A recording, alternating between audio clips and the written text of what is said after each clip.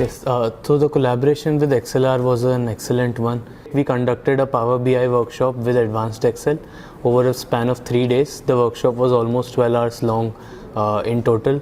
Mr. Karthik, who was an amazing trainer, helped the students understand the concepts deeply. I am sure that the students will be able to apply these concepts in their careers as well as their daily lives. The trainer, Mr. Karthik, was an excellent person where he explained in very detailed manner on how to give great insights using very complex data sets.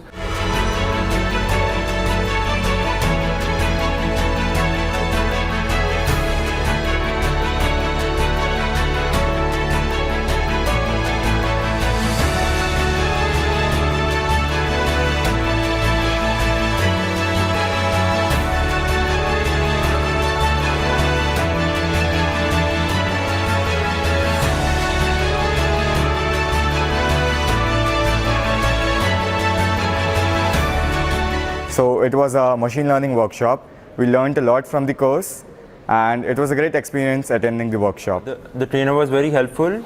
He had a hands-on approach with his teaching and it was fabulous. This was a great experience for me. So I would absolutely love it if XLR and its team would come again to our campus and conduct more events like this.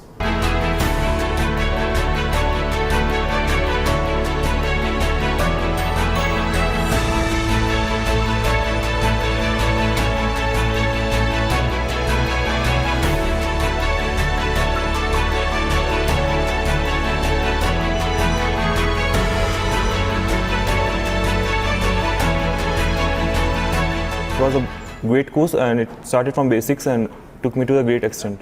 The experience of the workshop was really nice. The feedback from all the students was positive. They understood the concept. The workshop was also practical based with some questions. The experience with XLR was very smooth. They helped us in conducting the workshop smoothly right from the booking of the vendor and deciding the course till the distribution of certificates. In overall, this workshop was a success during our Technical Fest Atmos, and I thank XLR for being a part of it.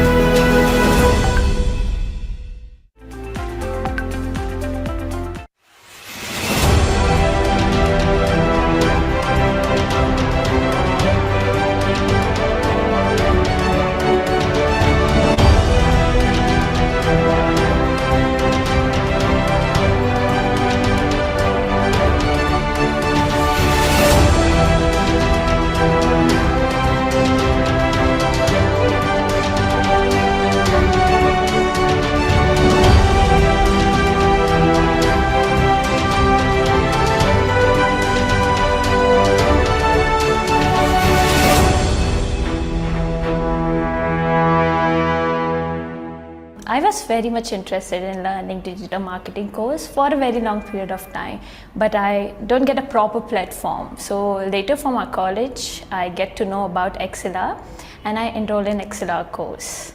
It was really good experience.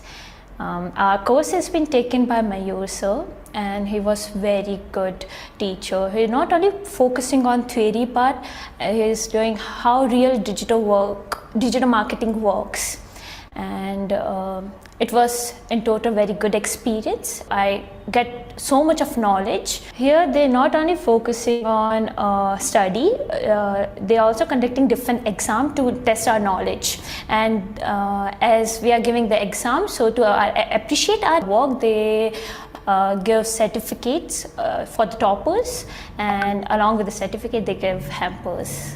Thank you, XLR.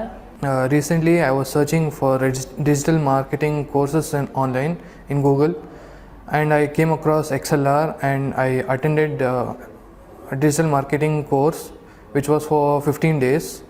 My mentor Mayur helped me for attending these classes. So he is a very informative and helpful guy. In the course end, there is a exam which I topped. So I came to the XLR office in Bengaluru.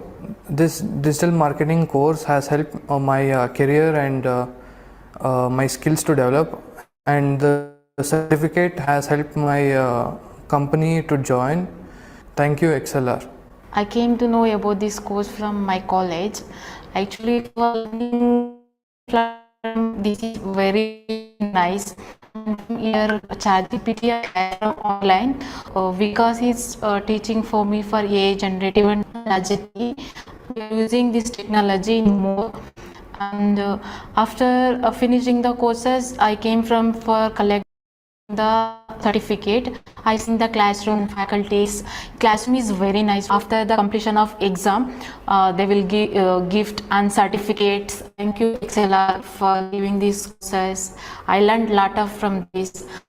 I gained the more knowledge from here, and thank you for XLR for teaching us.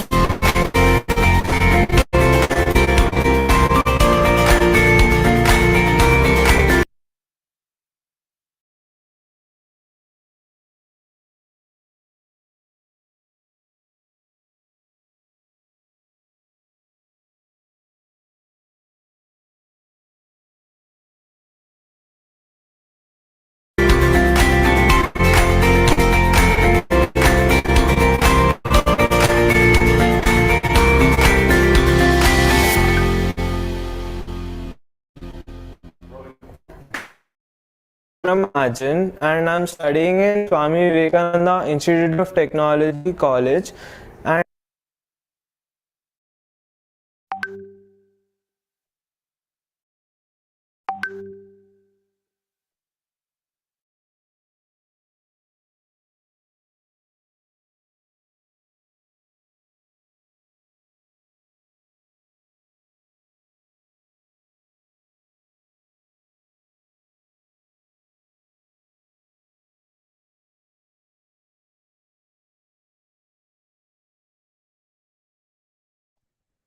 Good evening, all. I hope you all doing well. Okay, Shashank sir, good evening. Good evening, ma'am. Yeah, you can start the session, sir. Sure, ma'am. Just give me a minute. Yeah, no problem. .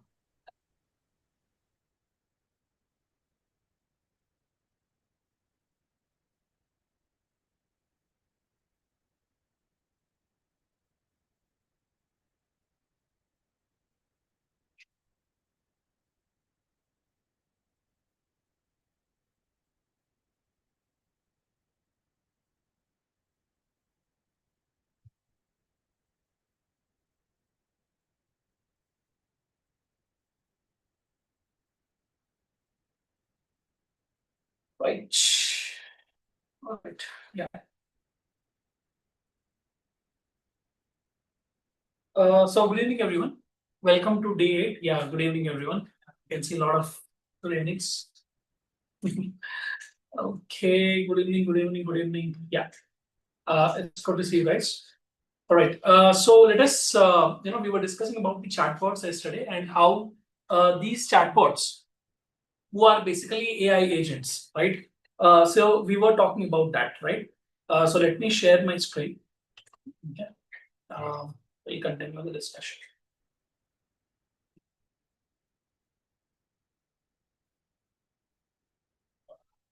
Right. Fine. Yeah. So let us start the session. And we were actually discussing about the chatbot yesterday, right? So how chatbots are,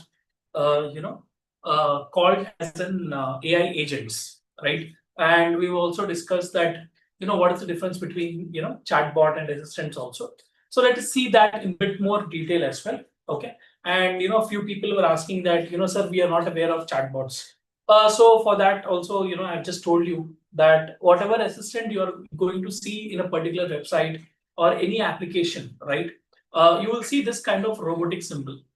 Okay, so that is basically a chatbot. So definitely you would have used it somewhere. Okay, probably you might not be aware because most of the applications or most of the websites, have their chatbots, in them. Okay, so that you can just put your query and they will actually call back for any service or something like that. So, or if you have using a particular service, you have some issues and all, so usually you are going to put a request through that also. So like that, chatbots are used basically as AI agents. Okay, but I also told you that chatbots, I will only accept it partially as an AI agents, because basically the definition of AI agent is something where it can give you something end to end, and it can actually guide you on a few things. Okay, so because they are basically goal oriented, or it can take a decision. So we have already talked about what is an AI agent, what are the qualities or the characteristics that an AI agent should have, right? So that is why I was telling you that a chatbot is actually called as an AI agent, but I would partially agree. We had a bit of people may have different opinions. So I was actually telling you about that also. So next thing, we were actually discussing this part, and when we stopped the session. All right. So basically, these chatbots are software applications which are basically simulated to talk like a human being. So how like people interact with each other, a chatbot will interact with you, right? So you would have seen chatbots in action, and that is how they're going to interact with you like a human being. Only thing is, a complete end-to-end, it is not provided like an AI assistant. And we have seen some of the chatbots like Zendesk, okay, and HDFC Eva and Flipkart bots. So even in Flipkart, applications like Flipkart, Amazon, so you will have a chatbot which is embedded. So the next thing, and this is how a chatbot, usually for a robot, and especially, something which is an AI agent. Okay, something which is an AI agent, we usually represent this diagram to, represent an AI agent. So, that is why this picture. Okay, so basically, agents are very intelligent to, deliver things, right? So that is why, we imagine an AI agent. Okay, in reality, it's not like that, but we imagine that AI agent looks like a human being because it's a replica of what a human being can actually do. So yeah, so imagining is fine, right? Yeah. So the key features are basically all the chatbots are basically NLP models. Okay, so we'll see also a bit of NLP, what is required for agentic AI, because there is a connection. Why we have to understand the NLP in a bit of outline at least is because its connection to agentic AI. So we'll see that also. So basically, these chatbots are basically used in the platforms, messaging platforms or websites. So definitely you would have seen in applications, all right, and in applications you would have seen as well as your websites as well. Okay. Next is the limitations is the script is limited. So that is why only I told you that I wouldn't call it as an AI agent, because the content which a chatbot has, right? It is not going to go through the entire web, and it is not going to answer your question. This is the biggest limitation which is there with the chatbot compared to that of the AI assistant. For this reason only, I'm not entirely accepting that chatbot is an AI agent, but people say that it is an AI agent only. Okay, because it may fail with complex tasks and unstructured conversations. Okay, because only a few things are small rule-based chatbots. All those things we will anyway develop. AI agents, small agents, how we can create on our own. I'll show you guys. So next is we'll go with the next thing is the virtual assistant. Okay, so here you can see that I've put this symbol of that a chatbot basically, but in this case what I meant is it is a assistant. So I'll come to that virtual assistant part now. So virtual assistant is somebody who can help you with all your things. Okay, so based on how people used to have assistants, right? Based on that, actually they have named it as virtual assistant. So because in physical form we usually call it's an assistant, and this is a virtual form now, so we are calling it as a virtual assistant. So this is basically somebody who can actually do things, okay, compared to what a chatbot actually can do. So that is why I've just put a definition of a virtual assistant also, because this is how you can identify the difference between a chatbot and a virtual assistant. So virtual assistant is even more, or it is a bit more capable. Okay. Okay. Yeah. So somebody who is a bit more capable is basically a virtual assistant. Okay. So we'll see what are the things which a virtual assistant can actually do. Okay. So these are far more advanced AI agents that perform a wider range of tasks beyond simple Q&A. Yeah. So they are calling, virtual assistants are advanced AI agents. Okay. So this is actually a textbook definition. Okay. But in reality, I would disagree. Okay. These are actually the correct AI agents which can, which can actually do things. Okay. So from simple Q&A, it's not like question answer. Apart from that, it has connections to the databases. It has connections to the applications. It has connections to the services, right? So it has access to the most important informations also. Okay. So which is open source. Most important information means the open sources data, and particularly that companies which they have defined that kind of information they would have trained. So basic purpose is to perform the task while scheduling and all those things. And most popular virtual assistants you would have seen in your life, day-to-day life, is your Apple Siri, right? Google Assistant, Amazon's Alexa, and Microsoft Cortana. So these are some of the examples I have picked. Okay, so these are basically virtual assistants. So if you are using Amazon Alexa, I would say you are using an AI agent in your life. Okay, if you are using an Apple, Siri, you are actually using an AI agent. For example, if you are using a Google Assistant, now you have also Google Gemini as well, right? So if you are using these, okay, so basically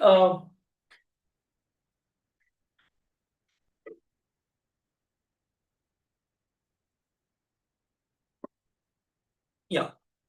So basically, this usually what happens is Google Assistant, what Google calls and everybody calls is as an AI agent.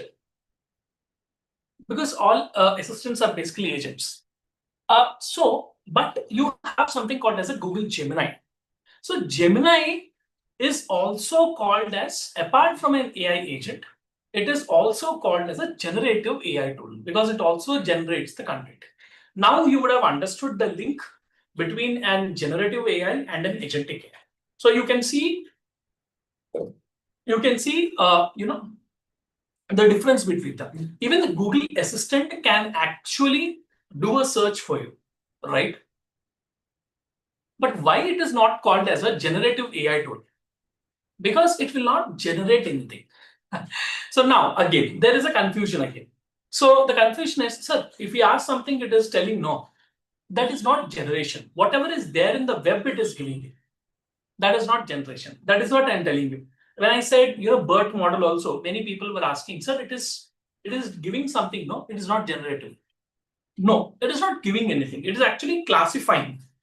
That means what are the related to your search, what are the important things it is giving you as an output. So it is just classification it is actually doing. It is not doing anything apart from that. So for that, it is using the BERT model. That is why they're using only the encoder, but not the decoder part. Because why to use a decoder part? It's not required. No waste of building a model, right? So only encoding is sufficient. So only classification is sufficient. Now, for a Google Assistant, Google Assistant is only a AI agent. It is not a generative AI tool. It is not.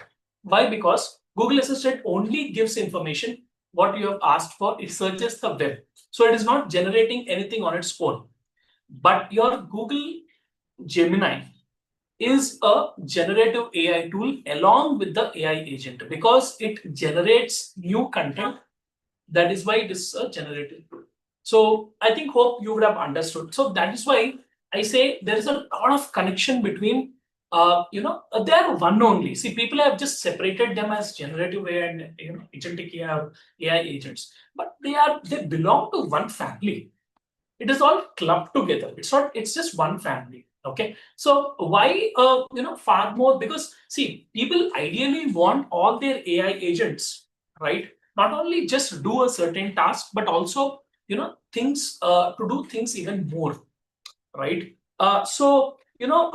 This particular this particular thing. For example, I'll tell you one more difference for iPhone users because my focus went to that Siri. So Apple Siri is an AI agent. It is not a generative AI tool. That is why what Apple has done, they have launched Apple Intelligence. If you guys remember, those who using from iPhone 16, right? So you guys know that it has launched. It is good or bad. Leave that part out. Okay. So they have launched something called as an Apple Intelligence. That is an AI agent and a generative AI tool. Apple Siri is only an AI agent. Okay, so I think now you are very much clear. Okay, Amazon's Cortana. Cortana is only an AI agent, but Microsoft's Cortana, right? So it's only an AI agent, but Microsoft's Copilot is an AI agent and also a generative AI tool. Okay, so now you would have understood. You would have able to link the link. You're able to connect the dots of what is AI agents, agentic AI, and generative AI. Now you would have got an understanding. That's what I feel. Okay. Now, so I think by this time you would have understood. I've actually given you a detailed explanation of what is a chatbot versus an intelligent virtual agents. Okay, so what are the key features, especially in this? So basically, this uses, or you can say an assistant basically uses the NLU, which is the natural language understanding. And it also uses the context awareness. So for context awareness, you know who is the hero here. It is the transformer. Next is can manage calendars, reminders, emails, and smartphone. Capable of multi-turn conversations and proactive suggestions. So limitations are privacy and data security concerns. This is the major issue, not just with the assistants, but also with the generative tools. many companies, even though there are many AI tools, one important thing that you might be not knowing, you might know, but you don't care. I'll tell you one important thing. When you are giving something, to a chat GPT, or you're giving something to a Microsoft Copilot, you are actually sharing some information. For example, you're putting a PDF file, you're putting a doc file, you're putting any other kind of file. Okay. You're basically giving your private information, right, to that particular company. Does anybody know this? Whatever information you share, that will be collected. Huh. Even small prompts, what you type is used for their model building. No, don't you think the doc files, the PDF, the images, whatever you are sharing, right? Doesn't it, so this is the major issue. A lot of companies are, scared of this, especially. So that is why what they do is they will have an agreement with the companies. For example, a certain companies, I know a few companies, like for example, Accenture. Okay, I'll not tell you specifically, but I'll tell you a few things. You'll be understanding, a bit more. So only I'll give the company name. Apart from that, nothing I'll tell you. Okay. So a company like Accenture, okay, they have their internal tool. Okay. So they have their internal tool, which is an AI tool, which is built. Okay. So they hired some AI people. They have. Apart from that, they only use ChatGPT. Okay. So sorry, not ChatGPT, Copilot. Sorry, extremely sorry.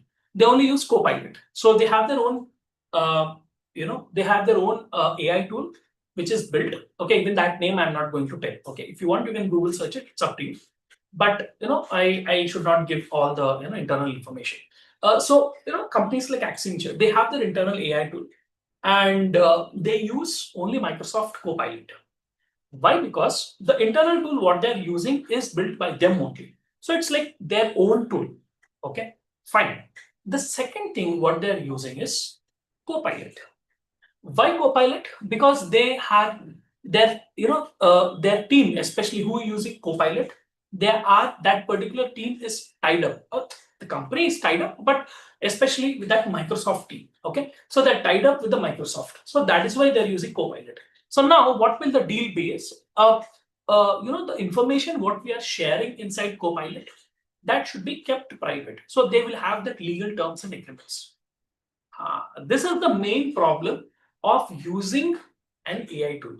We don't care that much, but you are actually giving your information to that particular. For example, you share your resume, you put your information, you give all your details into your chat GPT. Okay. OpenAI will know all your information. Please mind it. Okay. If you feel that that information has to be private, because without this, many people will be sharing it. So this is the major concern with the usage of AI tools. So you are saying, no, a lot of people say that, sir, this will replace that, that will replace that. We have hundreds of AI tools. It will replace human beings. It will not happen. It will not happen. So if the companies start giving access to all the AI tools, their company will be in the public. Where is the privacy? Then they will start losing clients. Then ultimately the business will close. So many people just think, superficially. Okay, things are different in reality. Things are different in reality. Okay, I just wanted to tell this yesterday only, but somewhere it went out of my mind. Today, I really, I felt no, this is very important. I have to tell. So it is very important. Privacy and security concerns, that word might look very small for you, but that is playing a very important role in the AI industry. You need data for training the model. So if people don't share the information, from where they will build the model, correct? That is why every company will have tie-up with a few organizations. So, for example, a company like Accenture, they're not using OpenAI, they're not using ChatGPT. They're only using their internal tool as well as Google, Microsoft Copilot. So you and I sitting here can tell that sir, why they can't use, why the employees cannot use. No, they cannot use. If they find out, it will be a huge problem. Okay, so I got the information from the internal, I have people. So yeah, I got the information. So you cannot use. So sir, open ChatGPT is very good for coding. No, they could have got that. It's Accenture's wish. All right, it's not you and me. We are going to sit here and decide. This is how actually things work in reality. So many people have this. They feel that how we are accessing hundreds of AI tools, the same way all the people in the company will access. That not if that happens, people share the information into the public. It will be so much of bigger issue. Okay, so that will not happen. Sitting at home and using in our personal computers, we are googling whatever we want. We are searching in ChatGPT what we want. That is different. That is different. Okay, so that is how things work in reality to what we think, because there is a huge gap. All right. So next thing is a few important things I just wanted to clarify, especially when it comes to the generative AI, part, especially what is very much linking, what it is, linking, especially to the agentic AI. So especially tools like the ChatGPT, DALI, Midjourney, right? These all actually integrate with ChatGPT. Some people are putting something. Cortana is discontinued. Yeah. Because they wanted to remove only the AI agent. Yeah, that's why. So it is they wanted to remove the AI agent, and they only want to see. I'll tell you, it's a bigger game with Microsoft. It's a bigger game with Microsoft. Microsoft is one of the leading organizations in the world, and if you say that a big businesses, for example, how the mindset of Microsoft is, I'll tell you. Because I've spoke to the officials of Microsoft when I was working in Microsoft team, so I know. Okay, with my experience, I'm telling. It is the situation with Microsoft will be like this. If the big organizations in the world don't use Microsoft, Microsoft will feel that it is end of the world. Yes, that is the mindset of Microsoft. It wants the entire world to use Microsoft products. That is the mindset of Microsoft. Okay, so you cannot take away that mindset. It's up to them, their company, their wish. Okay, I told who are we to judge? Correct. That that is how the mindset of Microsoft is. Okay, totally completely business oriented mindset. So that is why they only think on the business perspective. Okay, so very good question, this one. They have discontinued Cortana. Why? Because it's only an AI agent. Okay, it's only an AI agent. Their co-pilot is an AI agent as well as a generative AI tool. That is why. That is why they don't want to. They don't want to. Left behind in the market. So if that happens, they will feel that it's a death of Microsoft. So that is how they actually think in that way. So it's like that. Yeah. So I have given limitations. I have so many things. So ChatGPT is using for coding. Totally mistakes are coding problems. Okay. So while you are using ChatGPT only for coding, right? You have to have your own knowledge also. See, I'll tell you one thing, guys. See, it is an AI tool. Okay. Please understand, it is not a human being. So your question only has the answer. Many people keep on asking me that AI will replace human beings. That will not happen. Here only you have the proof that he's telling that you have a lot of coding problems, so many errors it is generating. It will generate, man. It will generate it. Sometimes it might give correct, sometimes it might give wrong. It is based on situation.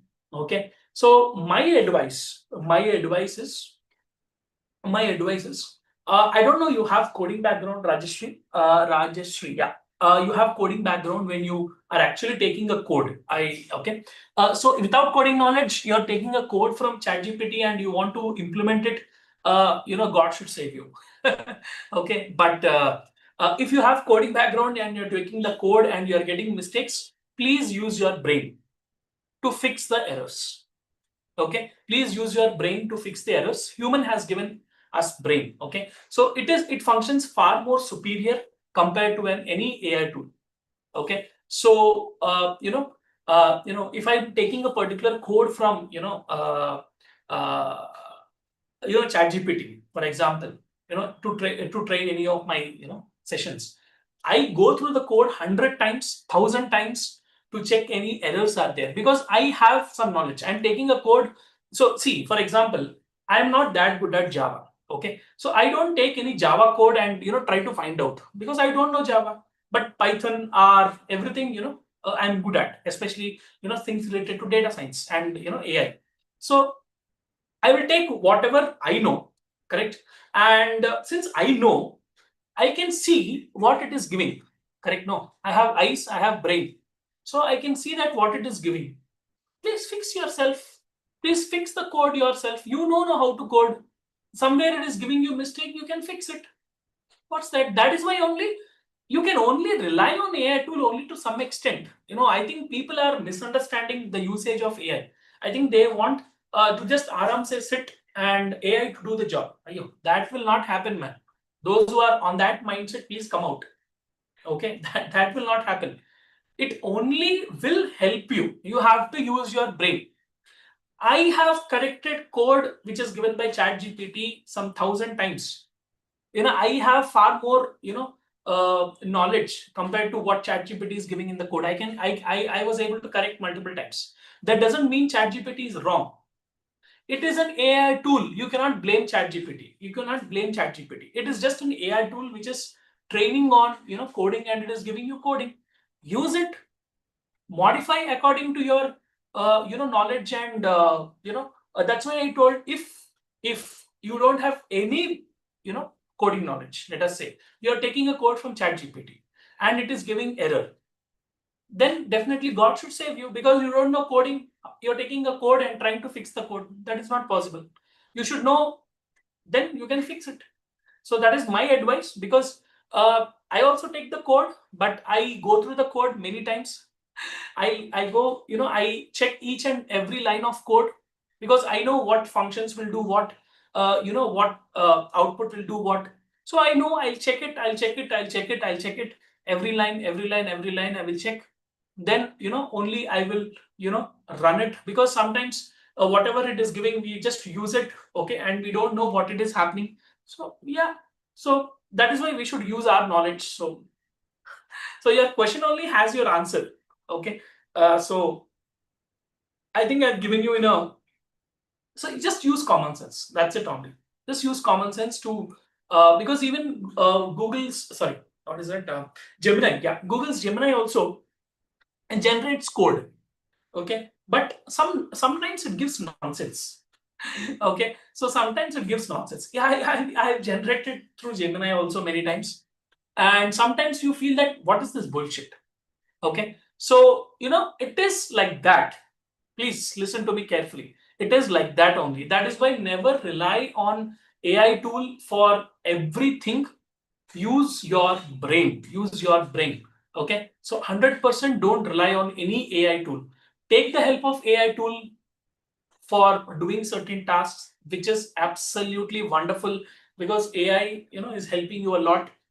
Use it, enjoy it, but please use your common sense and brain to proceed with the things. So that is one important aspect, because it will generate. Its job is to generate. That's it only. So it is your headache.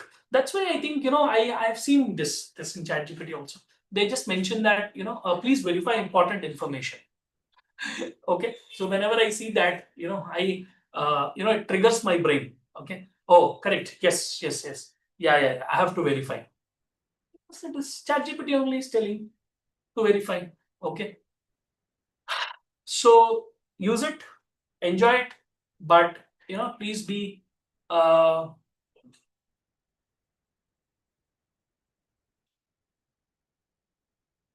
there is some big message from Hamid. Sir, if you have any idea, go to Claude AI and express your idea and ask for PRD. What is this PRD? Then get the PRD and go to DeepSeek and go back and just pair. What is this? What is this? Go for go to DeepSeek for Google for good backend. Okay, and just not bad UI UX. Import the code project to Cursor AI. No major changes in the framework. It will be done with just prompts. Thank me later, guys. Good. You have done a lot of research. Good boy. Anyway, you have posted in the main chat only. I think it will be we cannot rely for any other, but we can use it as an assist. Finally, man. One person has used his common sense. What's the dish? Correct? Yes, we cannot rely on entirely. We can only use it as assistant. Absolutely wonderful. Good boy. Okay. So let me continue. Yeah, it's correct only. You cannot rely 100%. All right. Right. So let me just go through the concepts. Okay. So even the text also you should verify what things. Just don't just go. Sorry. Don't just simply use it just blindly. Okay. Okay. Fine. So let us see that ChatGPT, DALI, Midjourney, and integrated APIs we were talking about actually. The middle we went to somewhere. Okay. So let me drag me back. Right. So first of all, when we talk about especially the this particular tools in the generative AI section. So first of all, to understand these concepts, the first and foremost thing, I just put a few slides for you to understand the I would say the process. Okay, so that this particular process will help you to understand in a better way. So the first thing starts with the neural networks. As I told you that what is a neuron, activation function, input, deep layers, and all those things. Input layers. Those are basically called as a deep layer. That's why it is called as a deep learning. Deep learning. So next is propagation, word embeddings. All these things you have to learn. Then you have the generative generative models. Then you have the generator discriminator. So GANs we have seen. Then latent space also we have seen. Then the transformer architectures. Why it replaced the RNNs and LSTMs also we have seen. Then the attention mechanism. So the goal basically is for the basics, right? It is from beginner to intermediate level. So the goal basically is to understand how it works conceptually, not write models from scratch. So this is what the basic from beginner to intermediate level is. Next, if you are from intermediate to the advanced level, so if you are building a generative AI application, okay, so especially or fine tuning, especially in GPT. So we are going to do this agentic AI, or you can say AI agent. So you need to have a bit of understanding, not a bit, it's a solid understanding. That's why only I have put this. Okay, so you need to have some understanding on the neural networks, loss function, and optimization. Then CNNs. Okay, as a part of CNN, you can see the GANs, VAGs, and diffusion models. Then your RNNs, LSTMs, GRUs, right? Then comes our big hero, which is the transformers with the GPT and the sorry guys, with the GPT and the BERT models. Okay, so just let me have some trouble.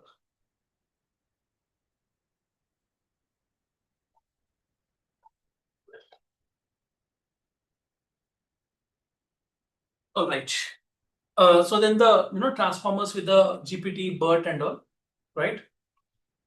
Then yeah. So then the loss functions for generation. All right. So then the sampling tech strategies, especially autoencoders, right? Then the diffusion models, then the transfer learning.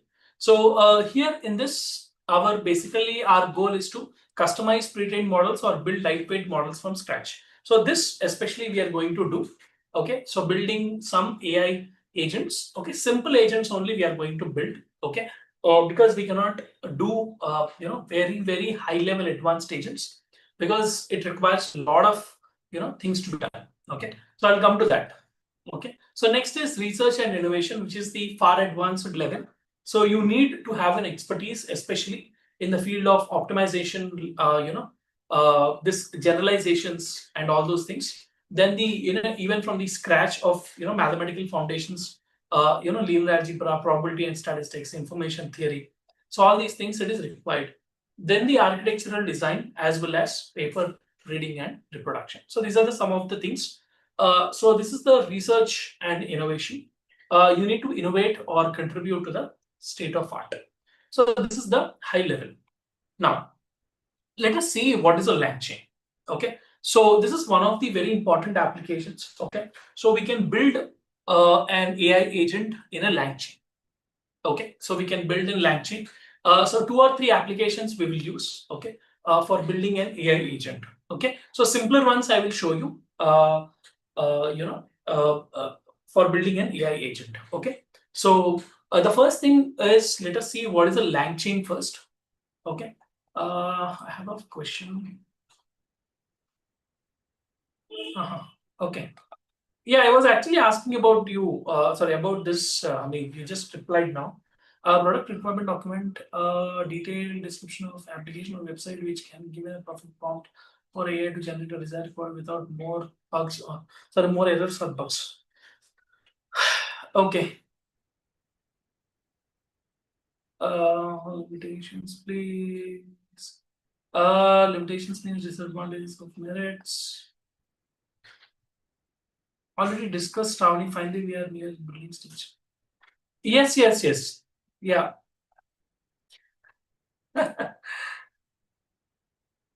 So,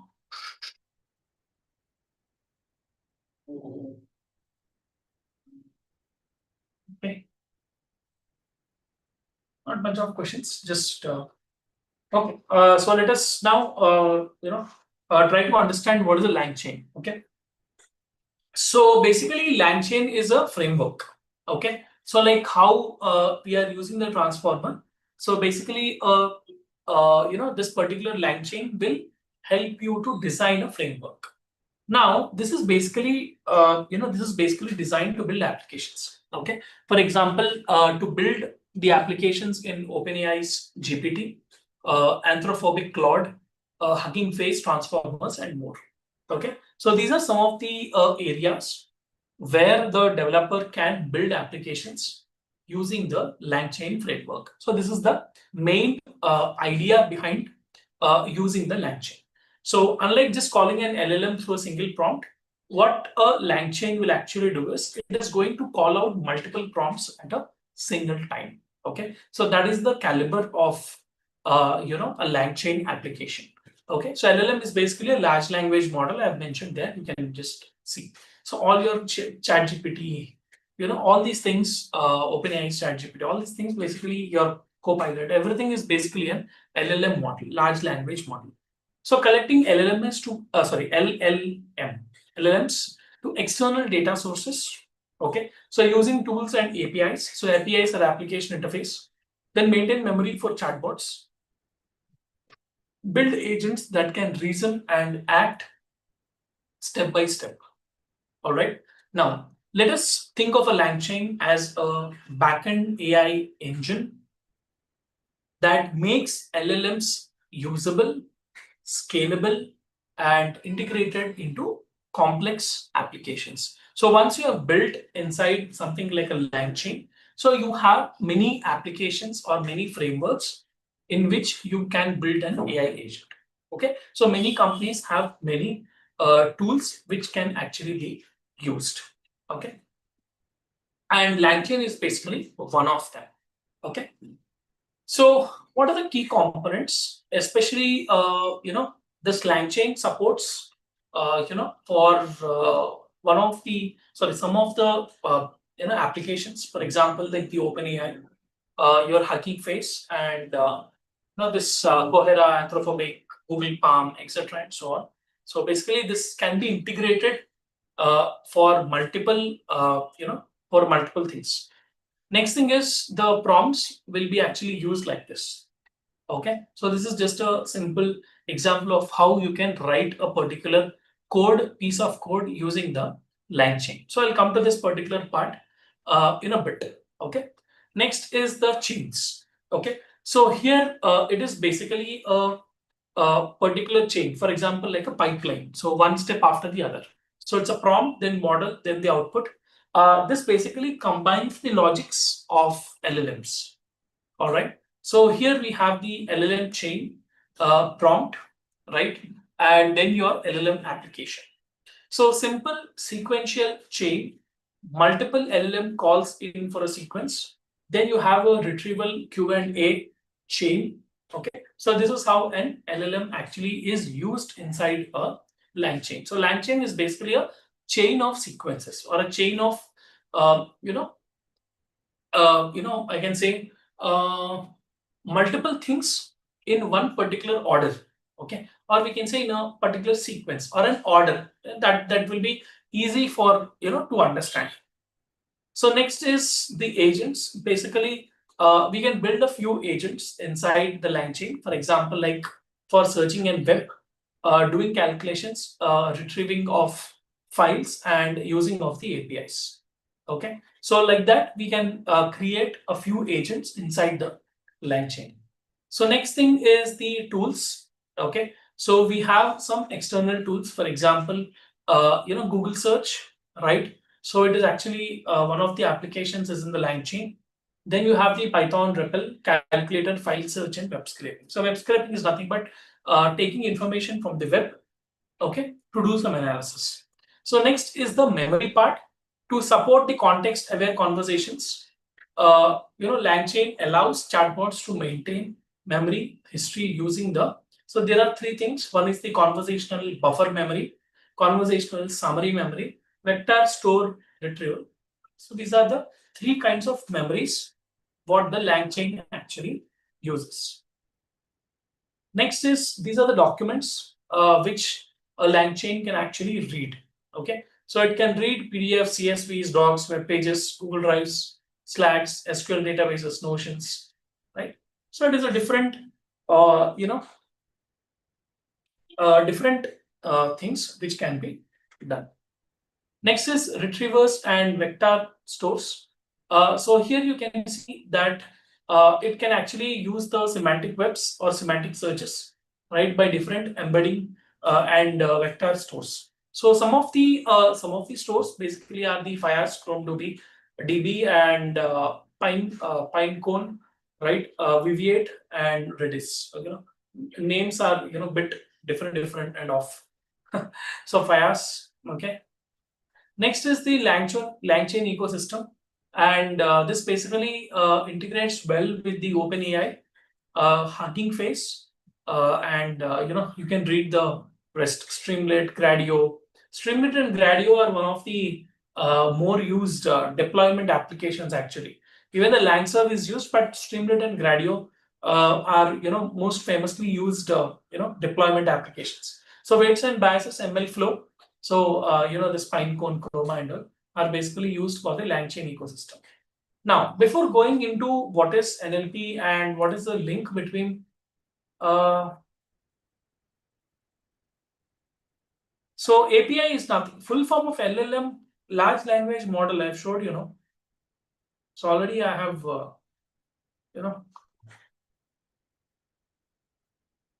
LLM. I have put it here, man. In the in blue line, you can see also.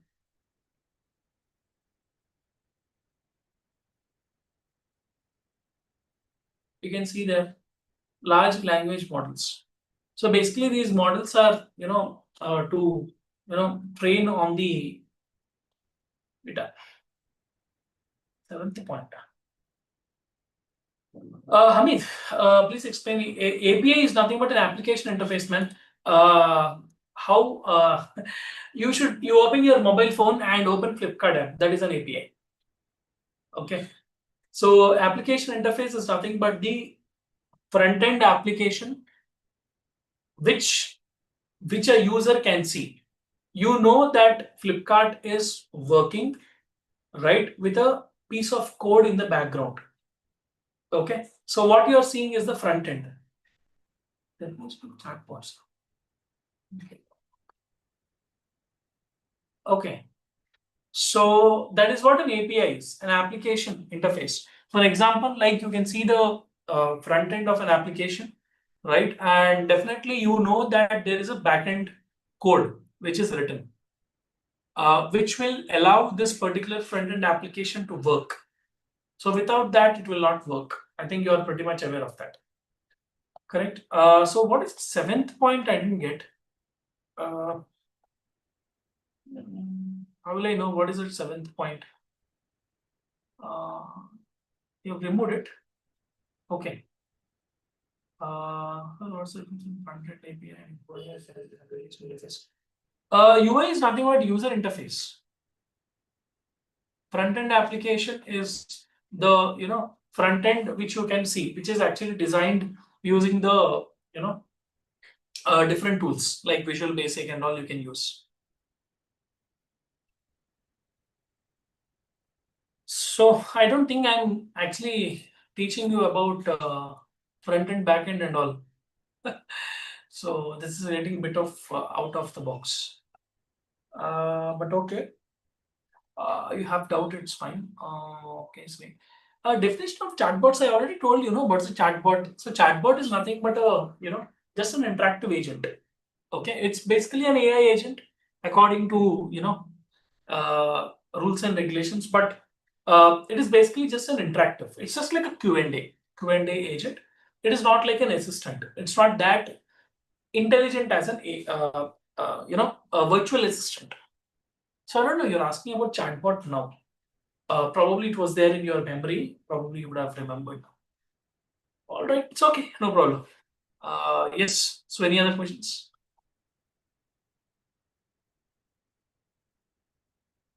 Suddenly you are remembering something. Okay, no problem. All right.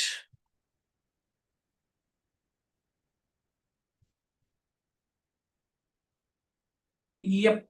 Yes, somebody is asking something. Thank you, sir. Okay.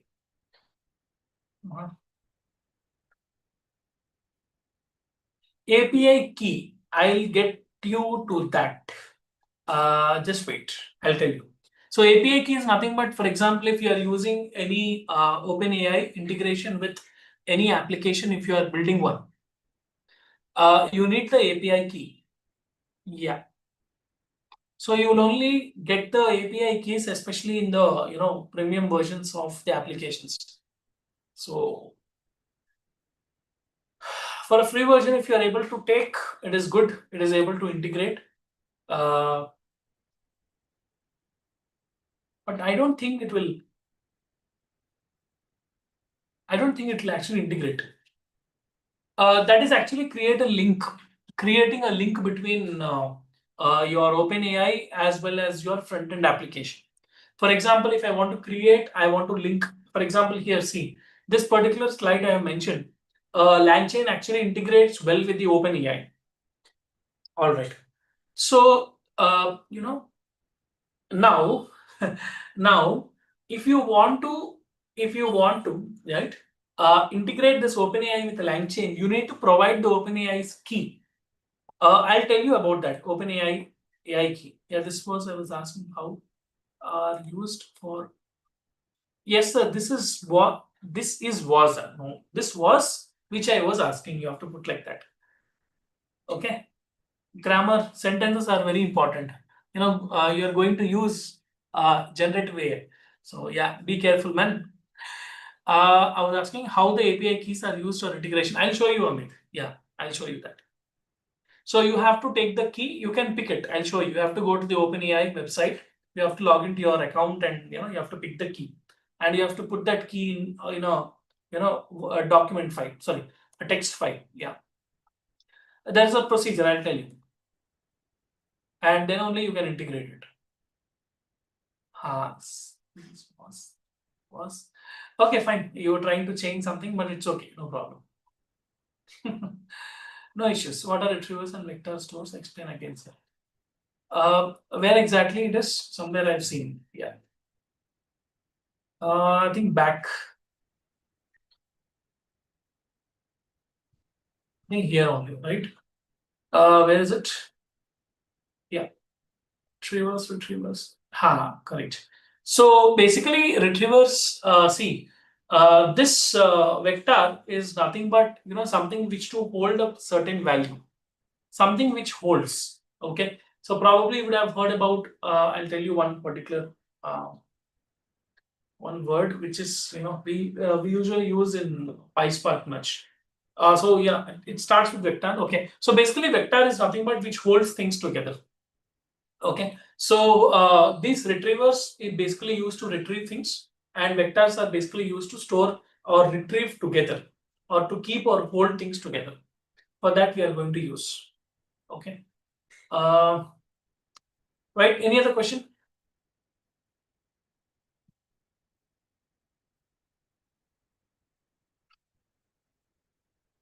Yeah, I'll tell you about that keys. Okay, just you can give me some time. Okay.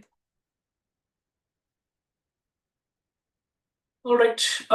Yeah. So we'll just see a few things before going to a break. Okay. So let us start just to understand first about what is an NLP. Okay. So few people were asking about NLP, and I told you that uh, NLP we are going to discuss because it is part of understanding an agentic AI. So after that, understanding of NLP, we will see how NLP is basically related to agentic AI also. Okay. So we'll come to that particular part and how AI agents are using natural language processing. Why NLP is very important, especially when you are building an AI agent. Okay, I'll tell you that. I'll tell you the link also. Okay, yeah.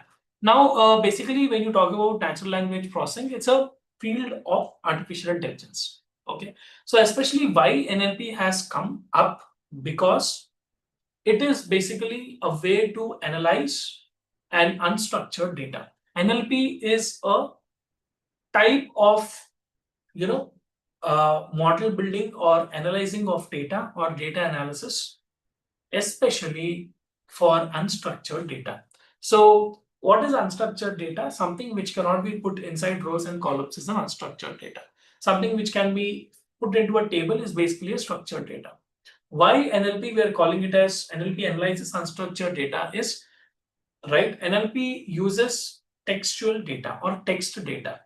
Okay, so text data, if you want to analyze text data is usually a unstructured data. Okay, so to understand the human beings, right, human beings language which we are speaking. For example, best example is just now we have discussed. You remember that I said about Amazon's Alexa, right? So we also have discussed that it is an assistant, virtual assistant, and I also told you that Amazon's Alexa, all right, Amazon's Alexa is a agent, right? It's an AI agent, correct? So Amazon's Alexa is an AI agent, correct or not? Yes, yeah. So it's an AI agent. It's a virtual assistant, and it communicates with us, right? So it communicates with us. How it will communicate? That is done using natural language processing. So now you can imagine that an AI agent to communicate with a human being, it needs natural language processing. For example, a generative AI tool, for example, ChatGPT, I told you, right? So prompts will be broke down into words, and it will be start understanding the context. For that, it uses the natural language processing. To generate the content, you need NLP. To understand the content, you need NLP, right? To talk with an AI agent, you need NLP. So this is in where natural language processing comes into the picture of AI agents. So in a simple terms, to explain that NLP helps computers make sense of the human language, both written and spoken. Now, what is the linkage between agentic AI? So agentic AI, if you are saying about agentic AI, we are talking about the AI agents only, okay? Because agentic AI is like a superset. Okay, so in that, AI agents are the individual elements. So when you say agentic AI, we are also talking about the AI agents. Don't think agentic AI is different again, AI agents is different. No, agentic AI is a universal set. Inside that, you will have individual agents. Okay, single. Yesterday, we have seen some examples also, right? So one particular task, okay, one multi-agent system, right? If you remember. So in the multi-agent system, you have seen 4 agents functioning together. So the entire system is called as an agentic AI, and individually you have 4 agents who are AI agents. Okay, so it is like that. For example, if for a team, right, you can remember like manager is the agentic AI, and the in the team members inside the who are under the manager. Okay, so agentic AI is like an umbrella which is protecting all the AI agents, or it controls all the AI agents. Okay, now the relationship between NLP and agentic AI, I clearly wanted to discuss because many people will be confused from where NLP is coming into agentic AI. They will have some thousands of questions. So that is to clear the linkage. I just wanted to explain this concept as well. So NLP is often a core capability inside agentic AI.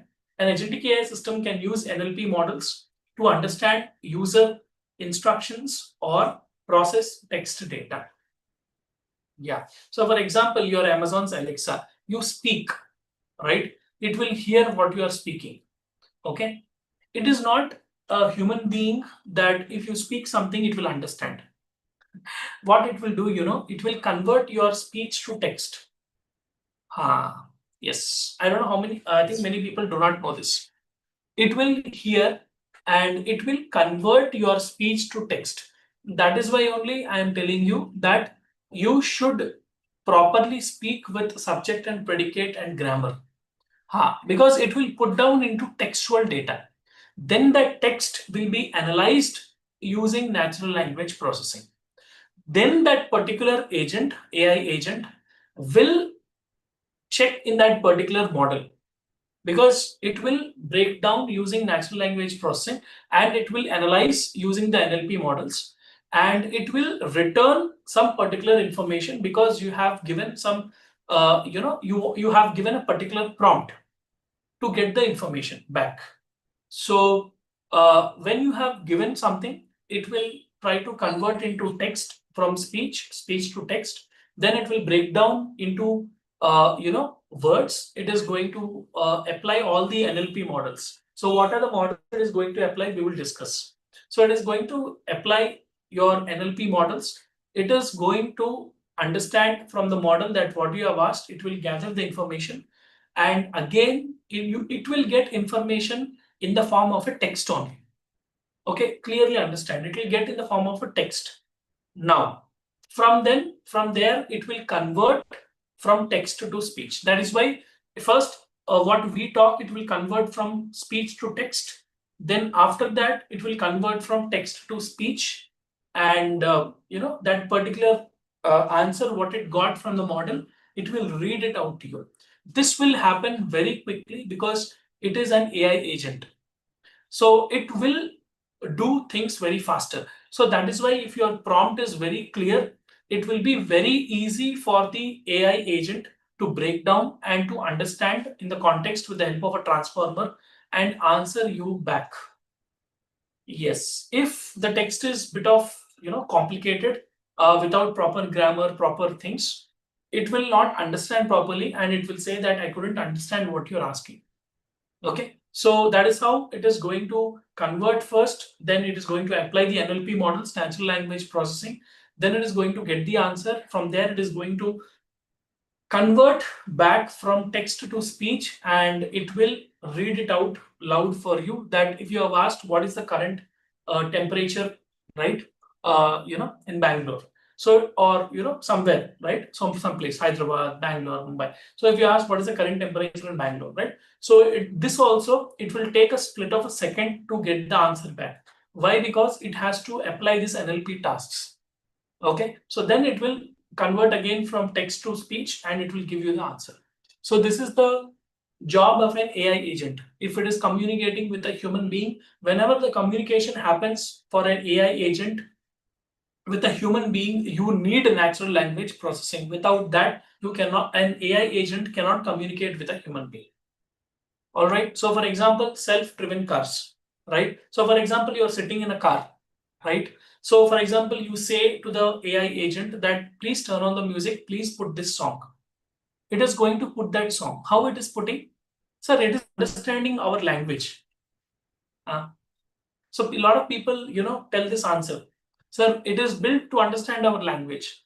No, absolutely not. That understanding is not what it understands our language. It's not that. It is not that completely. So it will convert. A lot of things happen, man. This happens very quickly. That is why only we are using artificial intelligence to make things quicker. So it is converts from text to speech. Sorry, speech to text. It will applies NLP. Then it will get back the information. Then it will do the task. What it is supposed to do. Not every AI agent has to reply you back. A few things can reply, few cannot think. So it is based upon the agents. Okay. So, a hub of multiple agents only is what your agentic AI basically is.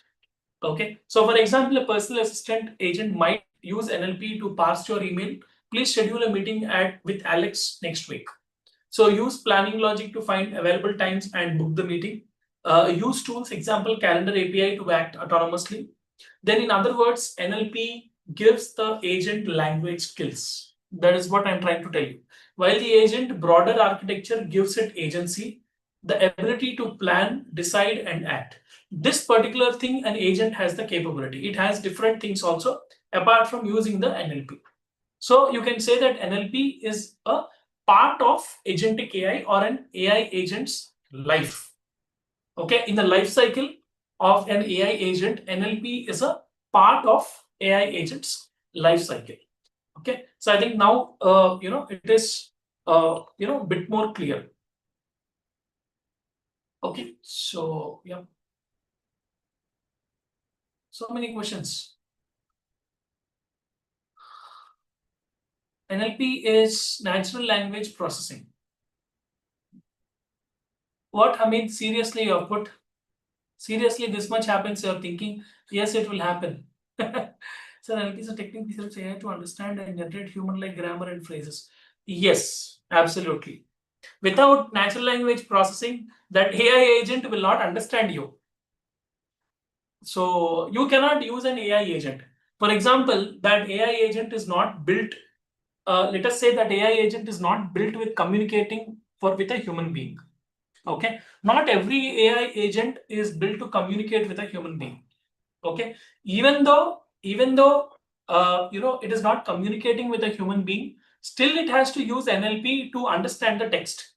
See, if a model, whether it is a generative AI model or an agentic AI model or an AI agent, whatever the model is, if it has to understand the text, it has to understand the text and get the context from the text to reply you back, whether it is giving by voice, whether it is only giving by text, right? If it has to analyze the text, process the text, you have to use natural language processing. There is no subject till now for understanding the text and getting the context except natural language processing. You don't have any other subject except NLP.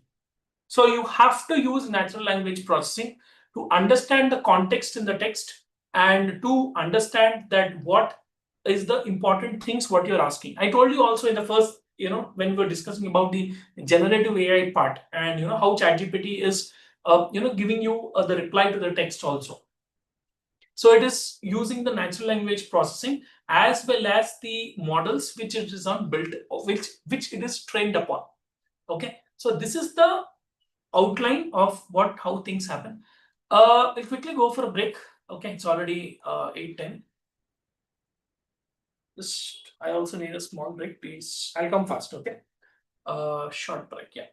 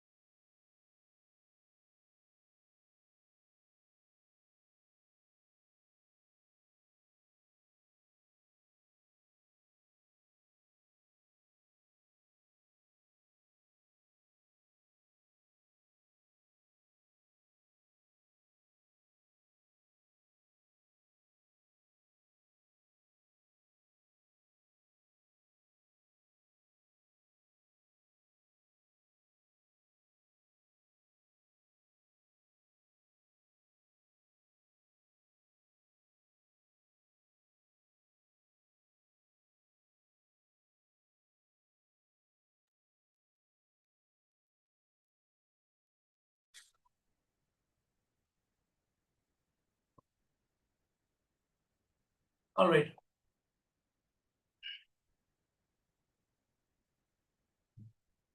So let us continue. Okay. It is not paused, Zaid. I just gone for a break. Okay. Yeah. What is Office and we use the web browser applications, Hamid. We'll use from the web only.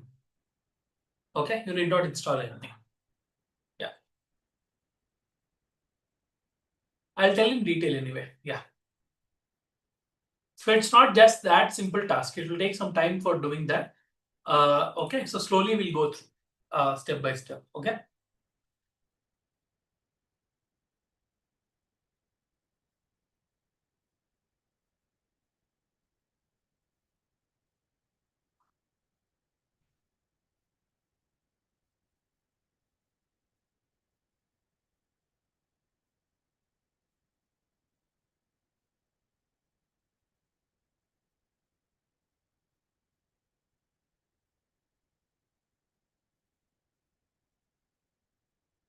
Okay. So yeah, that's what we were talking about. The relation with the NLP. Okay, just you are putting okay, sir. Good question. Fine. So let us go get on with it. Okay. And let us try and understand what is this NLP we were speaking about. Okay. So what are the goals? Okay. So what are the goals which are there when we actually discuss about the natural language processing, right? So the first thing is understanding the structure and meaning of the text and speech. So you would have probably understood, because I've explained to you already. Next is translation part, then extracting the information, then generating human-like responses or summaries, then interact via conversation, chatbots and voice assistants. So next is how NLP works at a high level. Okay, so this also I have clearly given you an idea. So whatever actually I have already discussed, that only you will be seeing here. Okay, so input text to speech, then pre-processing, same thing only, which I told you. So it will pre-process, it will clean the text, it will normalize, it will tokenize. Then the feature extraction, what are the important things inside the word it will extract. Then it will apply the ML or deep learning algorithms to generate the text what you have given. Then it will output the classification or translation, summary or conversation, whatever you have asked for. So yeah, the same thing only I just told you in a very simple language before. So next is the techniques what NLP is going to apply. A few things are rule-based techniques, statistical techniques, and then the deep learning techniques. Okay, so the what you are seeing as a GPT and BERT models, right? So BERT is by Google, GPT is by OpenAI. So whatever you are seeing now in these technologies which are used by transformers, most of them are basically deep learning NLP. Okay. So the next thing is what are the popular algorithms which are basically used. So one is the NLTK, which is basically used for learning and prototyping. Then the Spacey, which is fast and production ready. Then we have the text blog, which is beginner friendly for common tasks. Then we have our transformer. Okay, so this is by the Hugging Face, and this is basically used for advanced deep learning models like the BERT and GPT. Okay, so what is exactly NLP is nothing but the AI plus linguistics plus computer science, allowing machines to interact with the humans in a natural, intelligent way. Okay, so that is what the outline of natural language processing is. So let us see a few real life examples of NLP. So by this time, you would have understood, got a grasp, got an idea of what NLP is basically and what we are trying to discuss. So the first thing in NLP, you can see the virtual assistants and chatbots. We have already discussed that. And you can say the use cases where we are going to use this NLP is basically in all the assistants, especially voice assistants, Siri, Google Assistant, Alexa, right? So all these things we are going to use, and also the GPTs which you are using along with the customer support bots, right? So next, what are the tasks which are done is speech to text. I told you also, no, speech to text and text to speech. Yeah. So indent detection, indent detection, and then conversational response generation. So these are basically used in smartphones, and whatever you're using in smartphones, home devices, banking apps, customer service portals, all these assistants are basically the real-time AI agents, what you are seeing in action. Okay. Next is the language translation, which is through DeepL and the Google Translate. So these are the two things. Just for example, some of the use cases I have taken. So here it will use the machine translation. Then it will use the sentence segmentation, then grammar and syntax parsing as well. So basically, this is used in travel apps, multinational communication, educational tools. So next is email filtering. So this is it's going to apply the Gmail spam filter, Outlook junk mail detection. So the tasks which are involved here is the text classification, keyword extraction, and the pattern recognition. So used in emails, anti-phishing systems. So inside email filtering, we have AI agents which are acting as spam filters. Okay, which is using these AI tasks, or you can say NLP tasks in a very simple way.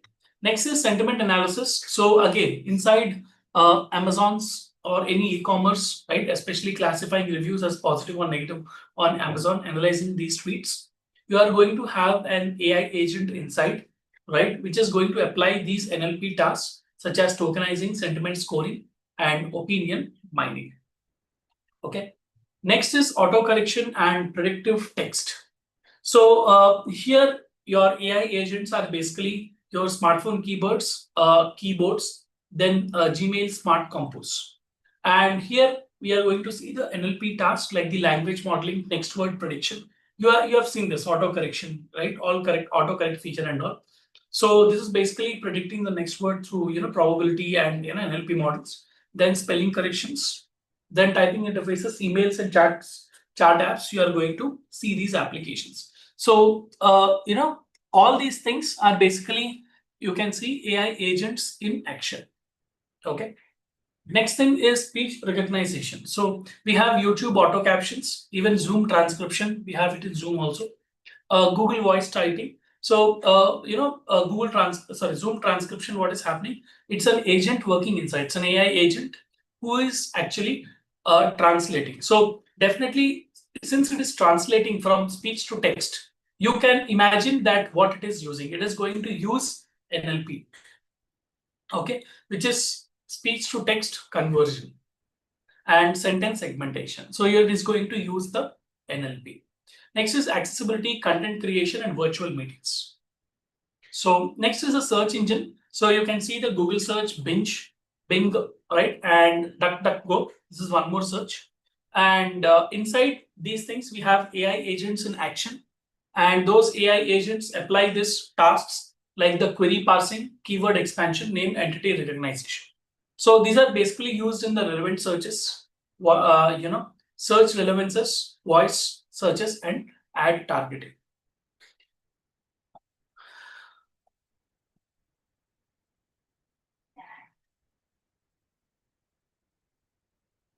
I should not talk about this, Siddesh. It is the truth. Yes. 2 minutes silence for you realizing the truth. Yes, you are using a smartphone. You are nowhere secure and private. So that is a universal truth. So that is not something I think you found out that now.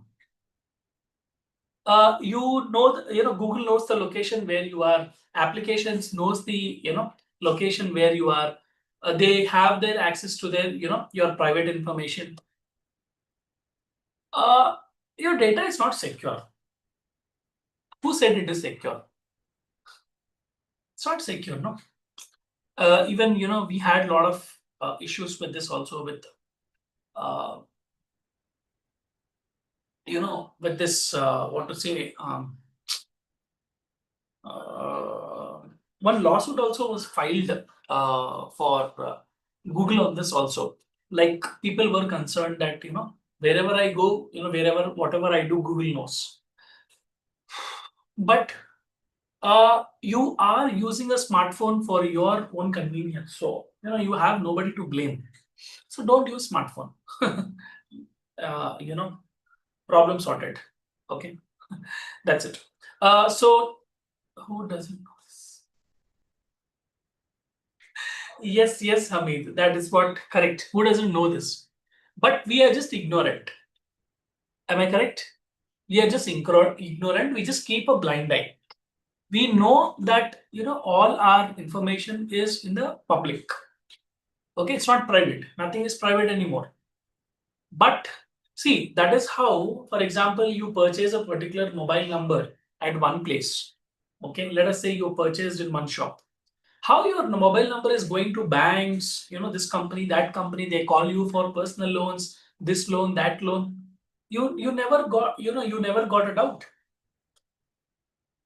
If you have taken a number somewhere at one place, how that information is going out, because he's selling out the information. So where your mobile number is secured, where it is secured, not secured, no. That is why only you get a calls. Great solutions and don't use man. No comments. That is why I told 2-minute silence for those who don't know that till now. Okay, because information is breached, whether you like it or not, it is breached. So it's what it is. So yeah, no debate on this. Okay, so it's just what it is. So yeah. All right.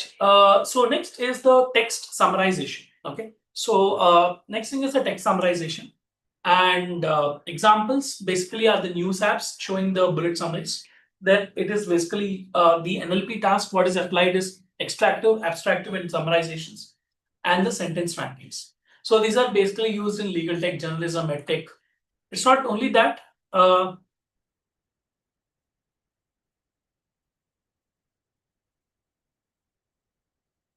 Why you are putting this multiple times?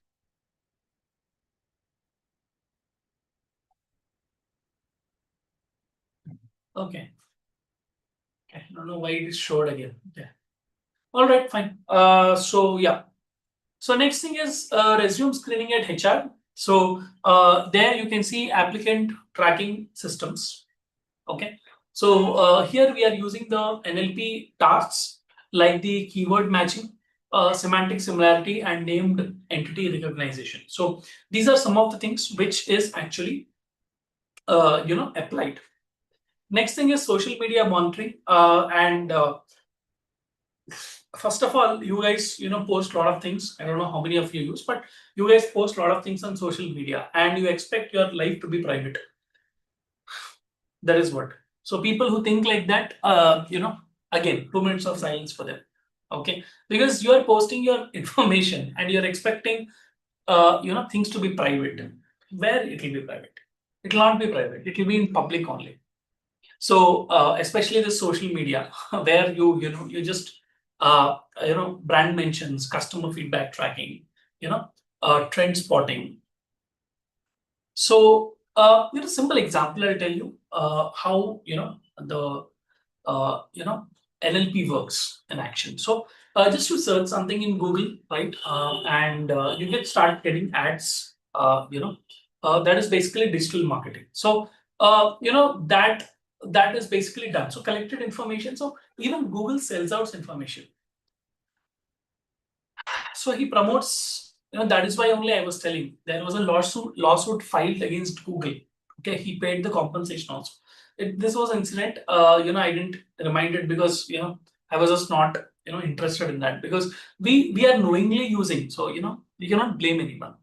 Okay, we cannot blame anyone that our information is not private. Okay, privacy and businesses are inversely proportional. Okay, this fellow went to next level only. Okay, Siddesh. Yes, obviously, you have to live like a I would say you have to live in a jungle. Okay, without all the technology. So then only you will be private. Okay, So don't expect to use all the technology and think that you are private. Okay, so let's wait this.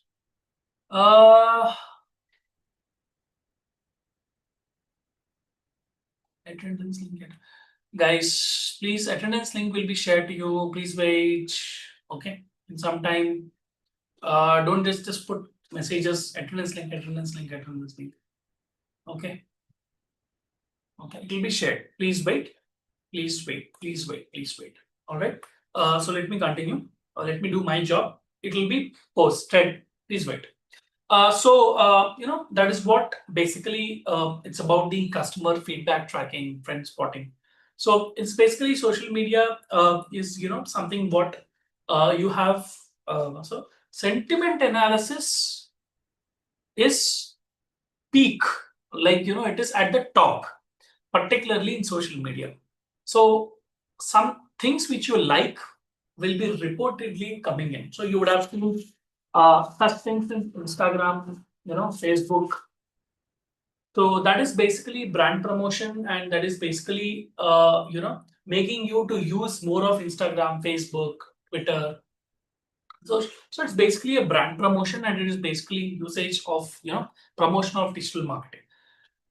So all those things use your sentiment analysis will be done. So that is also done by using a NLP task. Your text, your I would say your feedbacks, your comments, everything will be analyzed. Okay, so that you cannot escape from.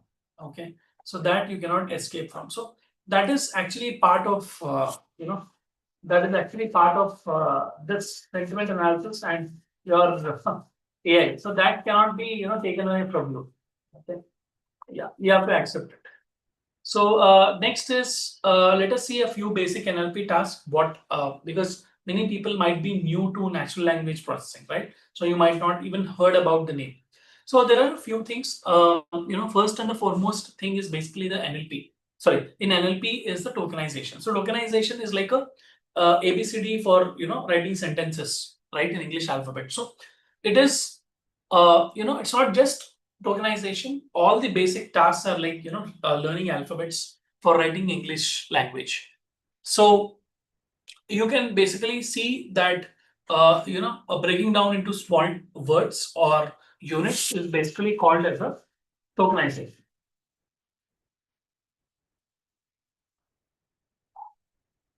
Okay. Next is the stop word removal. So stop word removal is nothing but removing the stop words, which is basically which has or which do not have any importance, or something like and, the, is, or, right? So all these things in were. So all these things are basically stop words. Something which doesn't carry any meaning. So those are basically called as a stop words. So next is stemming and lemmatization. So these two are very important, especially when it comes to NLP tasks. All right. So stemming is nothing but bringing it to the root form. Okay. So for example, playing will become play, and lemmatization is nothing but reducing to the dictionary form. For example, better, it will reduce it to good. Okay.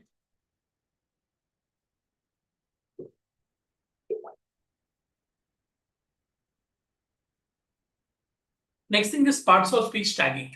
So parts of speech tagging is nothing but using the grammar. Okay. So it is basically used for this three, right? Yeah. So this is basically used for checking the grammar. Okay. So that is the main aim of using the parts of speech tagging. Okay. Next is named entity recognition. So this is basically extracting the locations and extracting the names, dates, and all those things. Okay. So that is basically called as a named entity recognition. So we will see now the intermediate tasks. So we have seen the basic things now. Let us go to the intermediate task. We have the sentiment analysis.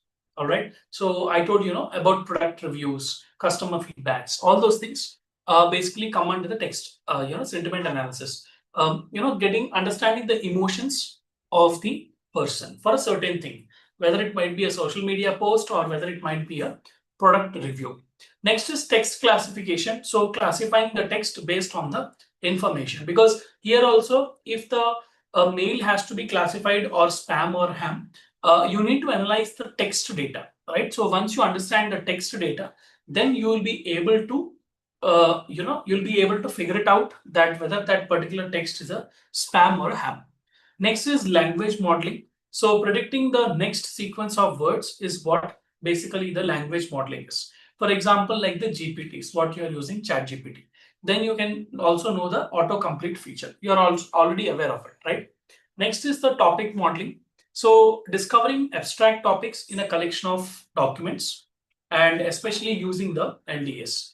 So this is basically used in document clustering and trend analysis. Next thing is text summarization. So summarizing the text from a larger document.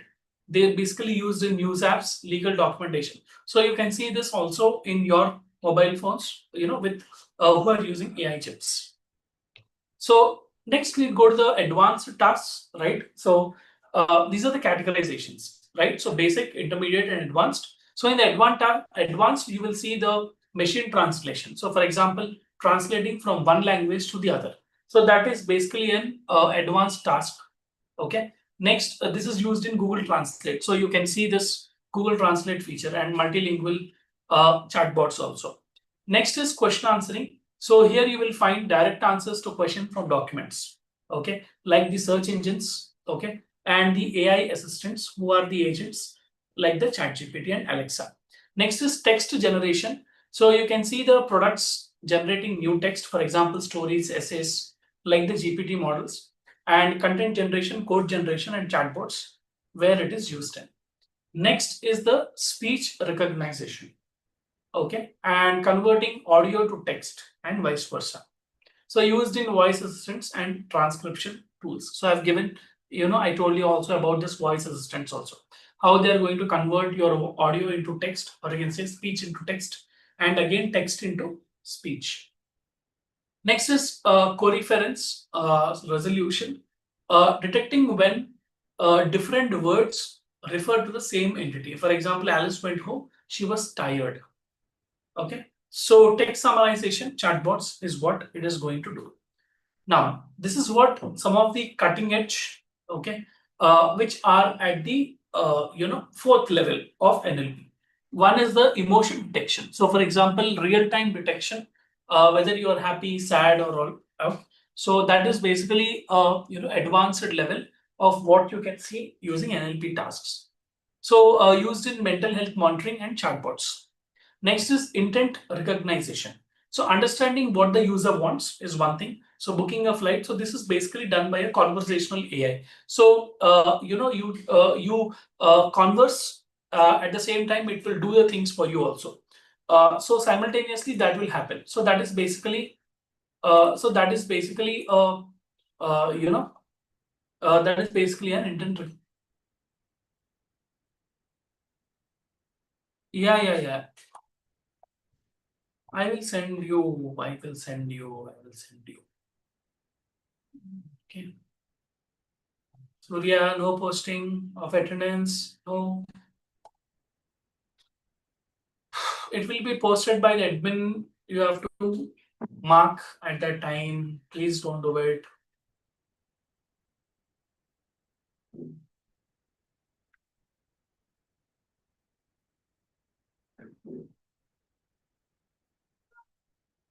Okay.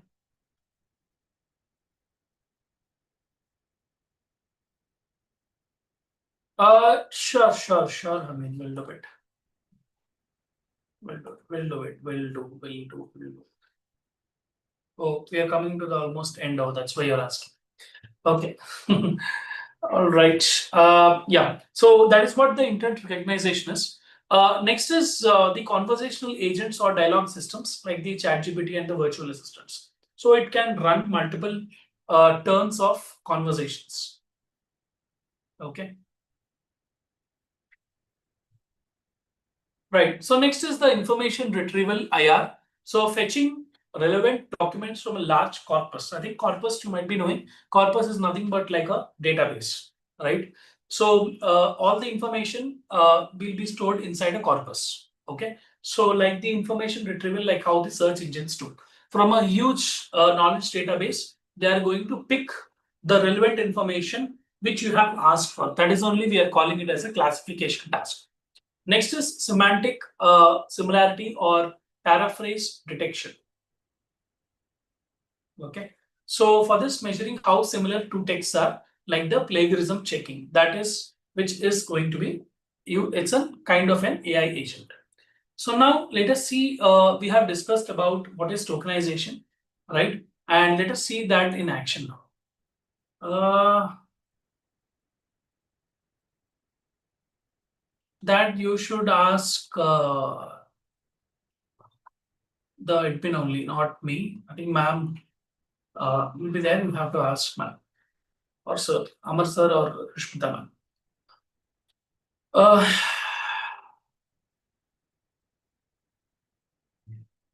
Because you will be getting it's on like it's day 8, so it's been going on for almost like 8 days, and in between we have got Saturdays, so around 10 days it already started. So by this time you should already get a link. I don't know why you have not got. So please check with the XLR admin team. Okay. Kirti, I will send you. Please. Yeah.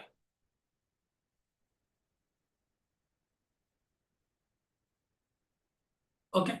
So let us see what is tokenization. So basically, tokenization is nothing but breaking down into small words. Okay. So why it is basically broken down is to understand each word and in which context that particular word has been given.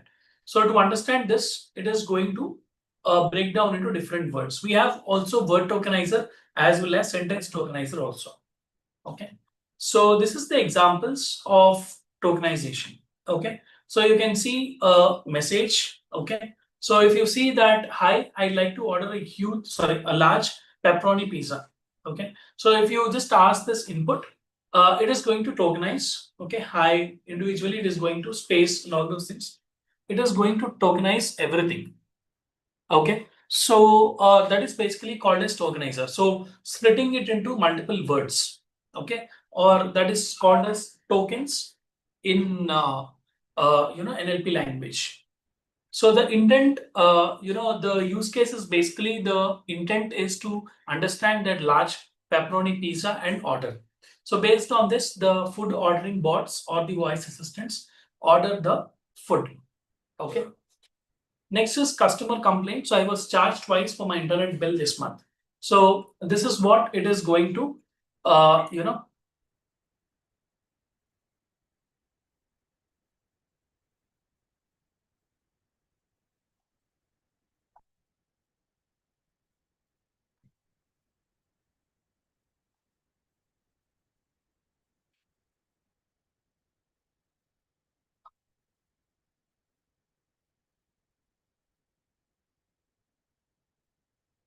right? So here you can see that the tokens are as follows. And you can see the use case where it will detect the sentiments. Detect negative, it will detect that detecting negative sentiment, especially because you are charged twice and internet bill. So by that, it is going to understand that it is a negative comment. Okay. So these are basically used in the support systems and ticket classifications. Yo, what is your problem, man? That confirmation mail, it seems, but for that you are chatting in the group. Ask for XLR solutions, guys. Yes. Yes, you have to contact XLR, you'll get the.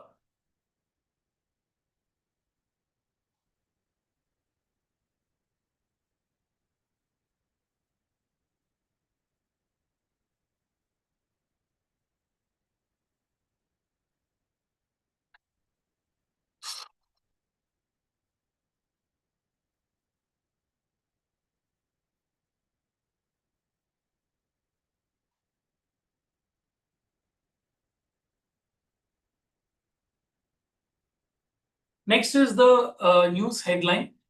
Okay. So India wins the Cricket World Cup after 12 years, right?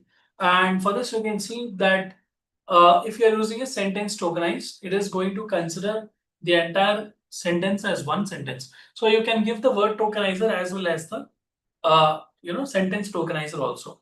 So in this, it will identify the keywords like India World Cup and 12, and it is going to understand what you are actually asking. Okay, so this is basically like a summarization. Next is the Twitter posts.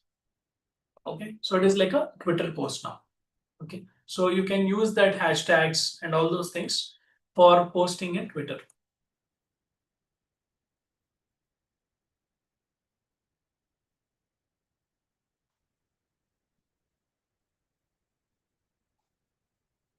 Oh my god, guys have so many doubts. Superstar Chinna. What man?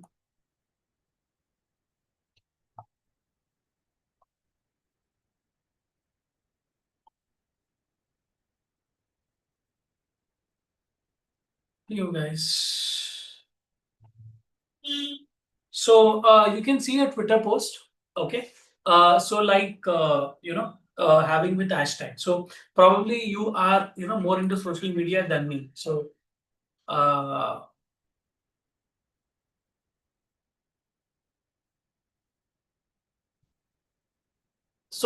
next thing is the medical prescription. Okay. So in particular medical prescription, it will going to identify that what kind of tablet you have to take. Okay, this is one more word tokenizer. Next, let us go to the next part, which is stemming. Okay, so let us understand what is stemming now. So stemming is nothing but bringing it to the root form or the base form.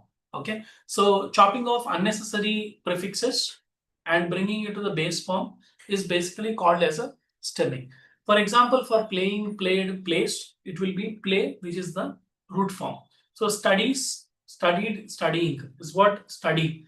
STUDI, it will take as a root form. Okay, to fix this, there are other things. We will discuss that also later. So it's fast and simple technique useful in many searches and matching applications. Okay. Next thing is Porter stemmer. Here we have different kinds of methods like the Porter stemmer, Lancaster stemmer, as well as the snowball stemmer. So there are three things. First, we will see the Porter stemmer. Okay. So Porter stemmer is basically given by Martin Porter in 1980. This only uses English language. This is a very light stemmer. This is a faster one, but it is not, it is a standard one, but not, I would say it doesn't give you high accuracy. Okay. It only gives a medium, moderate, or yeah, I can say moderate. Moderate is the correct word. So moderate accuracy it is going to give. So here you can see that if you apply Porter stemmer, you can see that running will become run, happiness will become happy. That is the stemming part. Next is the Lancaster stemming. So this was actually given by Chris Pace.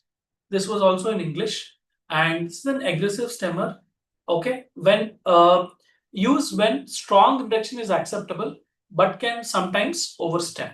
Okay, so this is an example. For example, for running, you can see run. For happiness, you can see happy. Universal, you can say universe. Okay. Sometimes it produces words which are of non-dictionary also.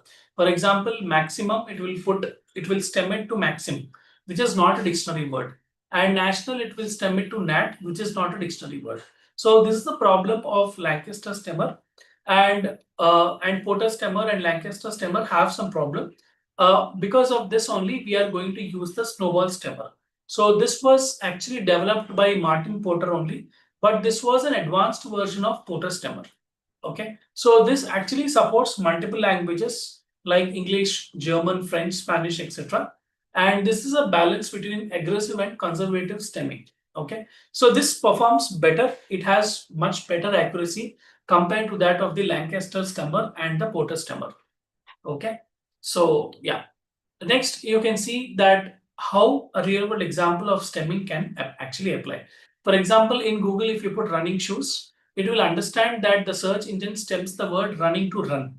So it shows the results for run, ran, runner, runs. All it will reduce it to the base word, correct? From the base word, whatever words are related to that base word, everything it will show. That is the job of a stemmer.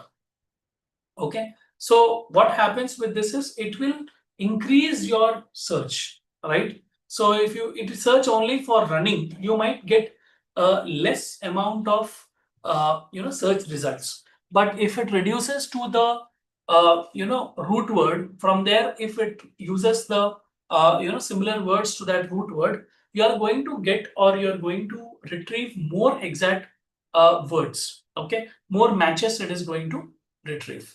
Next is e-commerce product search, wireless headphones for running. So basically what happens is if you search this query, it will search for running, it will search for running, and runner and ran, and headphones will become headphones it is going to search.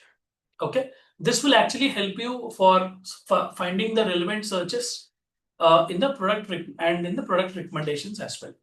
Next is chatbots and virtual assistants. I was studying chemistry last night. So stemming will reduce it to study, for studying, and chemistry. So the bot better understands that studied and study means the same thing, helping it to match answers more effectively. Next is the spam detection in emails. So works for buys, studying, bot, buyer. So it will reduce, filtering for spams very easily. Okay, and next example is the document similarity. Okay, so I think I have some questions, discussion.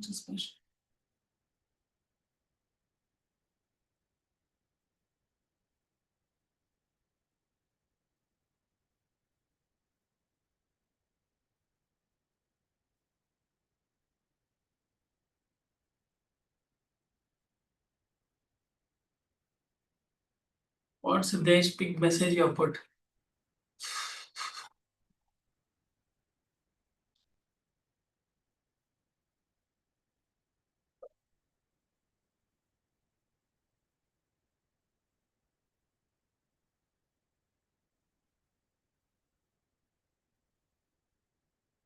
Oh, that is your problem. Yeah. That's what happens. That is what big businesses are about, Sudesh. Yes, that is the power of money.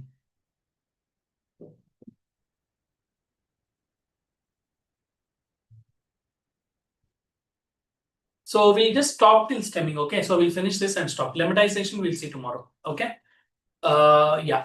So we were discussing about the document similarity. Yeah, plagiarism and all. So if a document says the student was studying hard and completed all her assignments, so this another statement says he studied well and completed her task. So how this stemming works is studied, it will reduce it to study only. And for completed in the first sentence and completes for second sentence, it will reduce to complete. So this helps the system detect similarity even if the word is in different forms. That is how this plagiarism report is actually detected. Okay, so many of them know how, don't know how it is going to identify, because it is reducing to its keyword. No, so the context it will try to identify. So the next thing is when to use stemming. Okay, so stemming is used especially when speed matters than precision, because stemming is not a very high accurate measure. Okay, you need quick keyword matching. You are building, search engines, filters, and recommendation systems. So in that way, you can use the stemming. Okay. Yeah, so we'll see lemmatization tomorrow.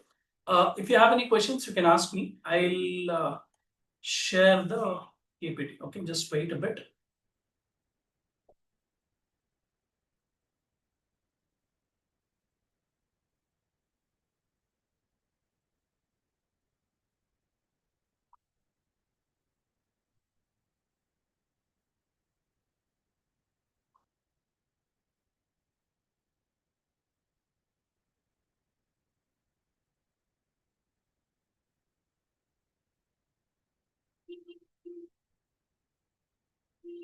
Okay, just give me a minute.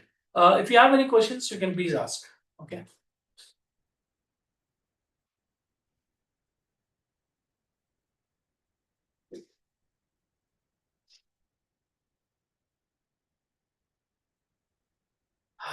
So Let's download this and share it with you.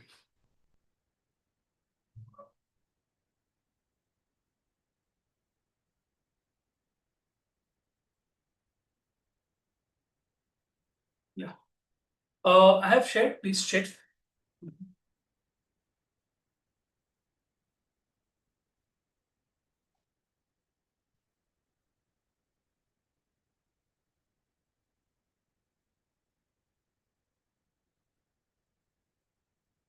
Yeah, it's been shared. Just check and then download it.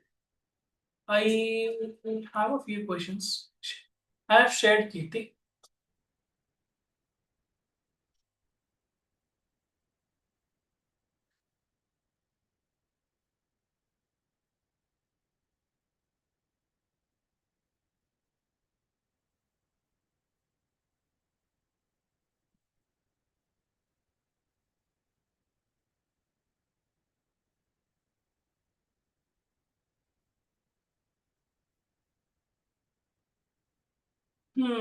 Yep. True, true, true.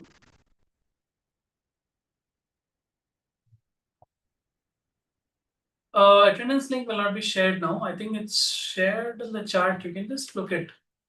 I don't know. Maybe you have missed it. Yes.